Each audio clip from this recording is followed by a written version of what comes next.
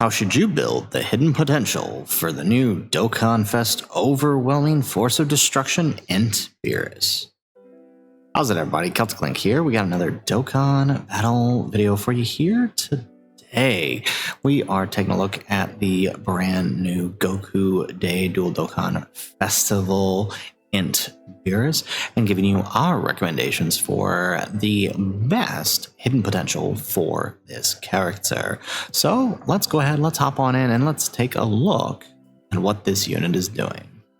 So first and foremost, leader's skill is Realm of Gods, Planetary Destruction, or Successors. Category key 3, HP 200%, and attack and defense 170, with an additional 50% to Legendary Existence, Siblings Bond, and movie bosses. His super attack effect will raise attack and greatly raise defense for 4 turns, causing immense damage to the enemy. That's a 30% offensive stack and a 50% defensive stack. He does have an entrance animation that activates when there's another Realm of Gods category ally on the team upon his entry turn. It'll give him 30% damage reduction for 1 turn, a Scouter effect for 3 turns, and a permanent 510% defensive boost.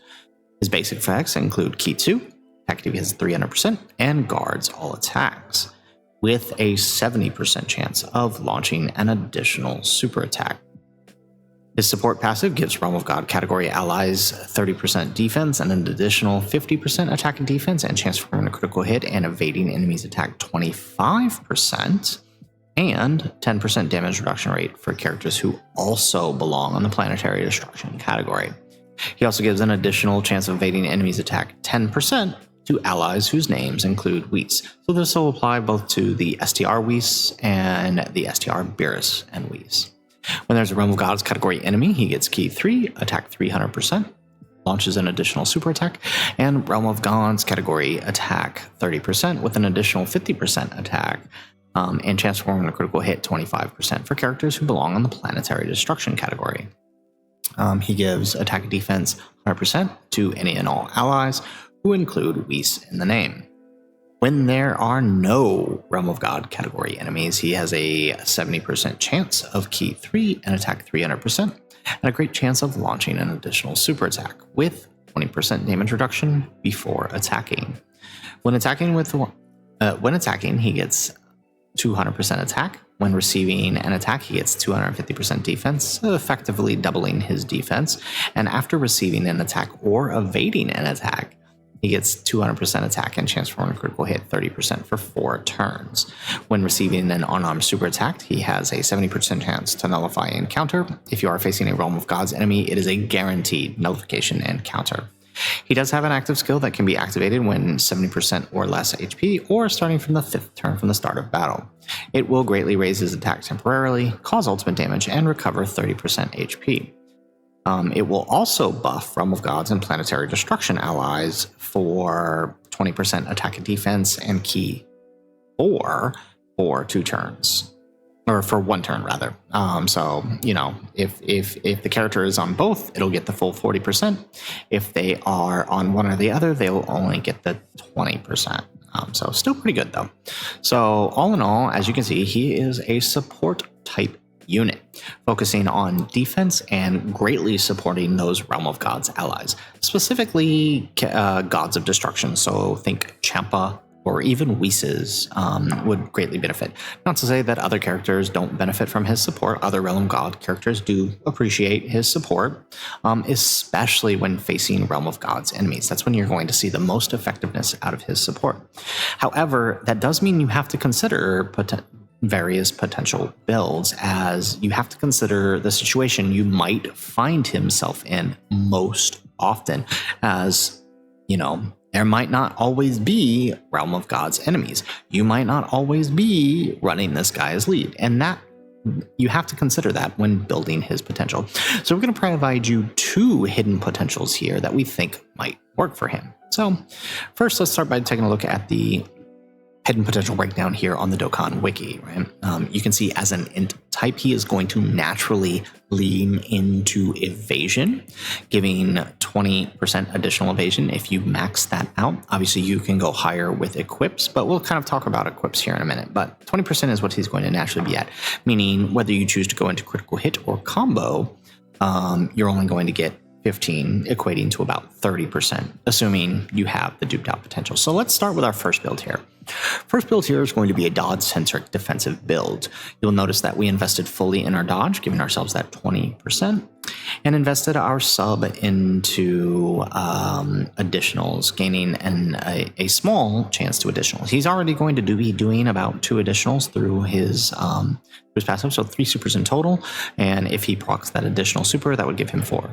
He only needs about 2 supers to max his defense and maintain that throughout the turn, since he's raising his defense for 4 turns. So we're going to play into that defensive strategy.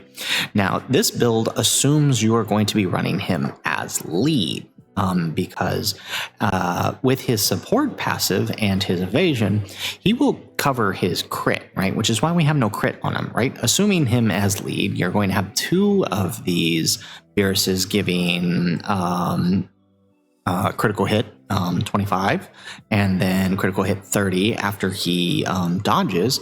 So he's gonna have, actually critical hit 50, right? So you're getting 50% and then 30% here. So that's 80% chance to crit. If you're running 2 Beeruses, you don't really need that. But this assumes Realm of Gods. But even if you didn't have a Realm of Gods with 2, you're still getting a pretty, 55% isn't terrible. So you've got enough crit to kind of get doing what you need to do in order for him to be effective. That said, he doesn't really need all that much crit, since he is in fact, a support type character. He's not dealing much damage anyway. He deals decent damage, but it's not his role, right? I imagine we're going to see some EZAs or other units from his team that will serve better roles as attackers, opposed to him. Not to say he can do bad damage. So this is a build assuming you are mostly going to be running 2 of them as lead, and not necessarily facing a Realm of Gods enemy, right? If you were to run a singular one, or find yourself more often than not against Realm of Gods enemies, then I would recommend this build. This build is our additionals based build. It's going to focus more on dealing additional attacks.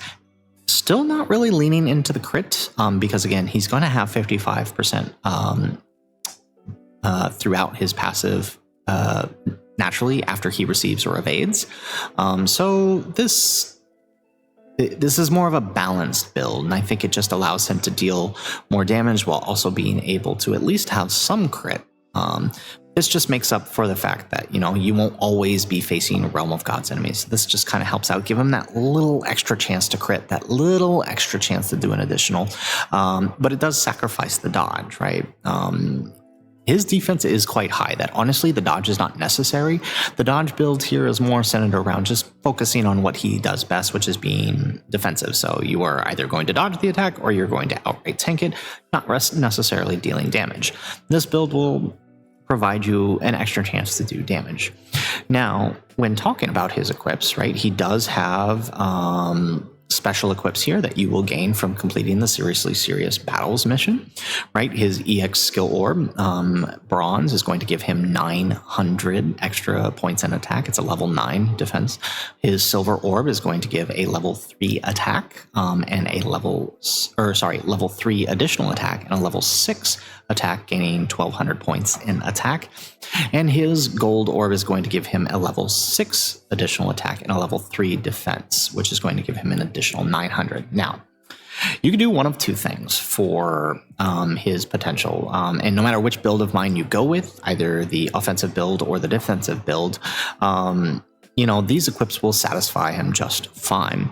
Though I do recommend, if you are going to go for the more offensive build, I would recommend, grinding out some God equips if you can get them, and focus more on giving him, as opposed to the defense here, because the defense can be pretty high, giving him more offensive equips here for his gold. And you won't necessarily need the crit, but the reason I didn't give him that much crit on this build is because I'm assuming you're going to equip the gold here.